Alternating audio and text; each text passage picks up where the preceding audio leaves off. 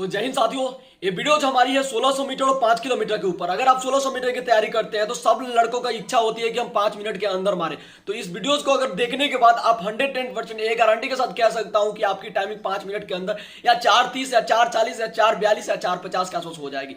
और आपकी 5 किलोमीटर की टाइमिंग 17 मिनट से लेकर के 18 मिनट के 19 मिनट के बीच में हो जाएगी। तो आपको ये वीडियो बहुत जरूरी है। इस वीडियो में मैं आपको समझाऊंगा कि रनिंग करते समय आपको कैसे पोजीशन रखना है और कैसे सांस लेना है और आपके पैरों की लैंडिंग कैसे करना है कि घुटने के नीचे दर्द ना हो और बहुत जल्द आपकी रिकवरी हो जाए और आपकी रनिंग स्पीड बन जाए। सबसे पहले उन सभी भाइयों को जय हिंद जिसने मेरे वीडियोज में कमेंट किया था कि डीवीएस भाई रनिंग में स्पीड कैसे बढ़ाए। हमारा 5 किलोमीटर एसएससी जीडी का दौड़ है। एक भाई तैयार किया कि भाई आर्मी वाली भर्ती आने वाली है, इसमें एक्सीलेंट मारना है, 100 नंबर का फिजिकल होगा तभी मेरिट बनेगा। क्योंकि इस साल तो तेज दौड़ने के लिए सबसे ज्यादा 3 चीजों की जरूरी होती है। वो होती है एक तो रनिंग स्ट्रेंथ, जो कि स्ट्रेंथ अगर आपकी पेट कोर मजबूत नहीं होती है तो आपकी रनिंग में कोई अच्छा परफॉर्मेंस नहीं दिखता है। दूसरा होता है आपका स्टेमिना। अगर आपके अंदर स्टेमिना जीरो है तो आपकी सांसें बहुत ज्यादा फूलेगी, आपकी रिकवर नहीं हो पाएगा। और तीसरा होती है पैरों में पावर। अगर आपकी थाई अगर जांग मजबूत नहीं होगी, पैरों में पावर नहीं होगी तो थोड़ी दूर चलोगे और थक करके गिर जाओगे। तो ये आपको 3 चीजें बहुत जरूरी होती है। अगर ये 3 चीजें आपकी अगर मजबूत हो जाती है तो आप जितना चाहो दूर दौड़ सकते हो बिना थके हुए और पूरी स्पीड अप में।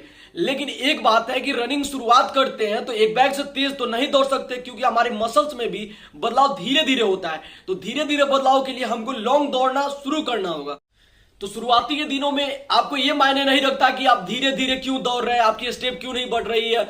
ये मायने रखता है कि आपकी स्टेमिना कितना इंक्रीज हो रहा है। अगर आप देर तक दौड़ते हैं, ज्यादा दूरी दौड़ते हैं तो आपकी अंदर से स्टेमिना बहुत ज्यादा इंक्रीज होता है। स्टेमिना इंक्रीज के साथ साथ आपकी थाई जो मजबूती होती है, आपके पैरों में भी जान आने लगता है। तो आपको लॉन्ग रनिंग स्टार्ट करना चाहिए। तो ये 3 चीजें आपकी अगर मजबूत हो जाती है तो ऑटोमेटिकली आपकी रनिंग स्पीड में इंप्रूवमेंट दिखना स्टार्ट हो जाएगा। आप बिना थक के 5 किलोमीटर 17 मिनट में दौड़ सकते हो और 1600 मीटर आप 5 मिनट के अंदर मार सकते हो। तो ये 3 चीजों की आपको बदलाव करना होगा। करते हो रनिंग को तो सप्ताह में सिर्फ आपको 6 दिन ही दौड़ना है और एक दिन आपके बॉडी को पूरा रिकवर देना है। क्योंकि रनिंग में जब तक रिकवर नहीं दोगे तब तक आपकी रनिंग स्पीड में कोई इंप्रूवमेंट नहीं होगा। तो रनिंग के लिए आपको रिकवर बहुत जरूरी है और रिकवर के साथ साथ आपको डाइट जरूरी है। तो क्या डाइट लेना है और क्या गलती नहीं करना है रनिंग में। तो पहला बार शुरुआत के दिनों में लोग लगते हैं रनिंग स्पीड भागने। अब देखो कोई इंसान शुरू से दौड़ रहा है, उसकी रनिंग स्पीड है, आप नया नया गए हो तो उसकी तुलना आपकी उस नहीं कर सकते हो। तो उसके लिए आप पहले 0 से स्टार्ट करो, लंबा दौड़ करो। लंबा दौड़ने से आपकी थाई मजबूत होगी, सांस फूलने की क्षमता है वो दूर होगी, आपकी फैट चर्बी ये भी कम होगा। तो स्ट्रेंथ भी जरूरी है रनिंग स्पीड के लिए।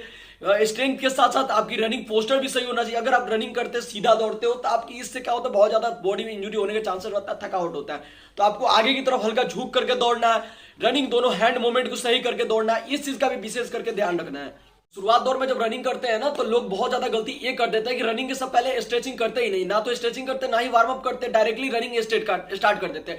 तो इससे क्या होता है, पैर में इंजुरीड हो जाता है। पैर में जब से नी पेन हो जाता है, घुटना में नी पेन होता है या फिर अपने पैर में सीन पेन होता है, सीन पेन जैसी समस्या होती है। तो आप रनिंग करने से पहले तो बॉडी को 10 मिनट तक स्ट्रेचिंग करो, फिर वार्म अप करो। बॉडी जब तक आपका हीट नहीं हो जाता तब तक आपका वर्कआउट चालू ना करे। ये गलती वहां पे नहीं करना चाहिए। 5 किलोमीटर का दौड़ो या 1600 मीटर, आप सबसे पहले स्ट्रेचिंग करें। स्ट्रेचिंग के बाद आपको क्या करना है, वार्म अप करना है, फिर आपको रनिंग स्टार्ट करना है।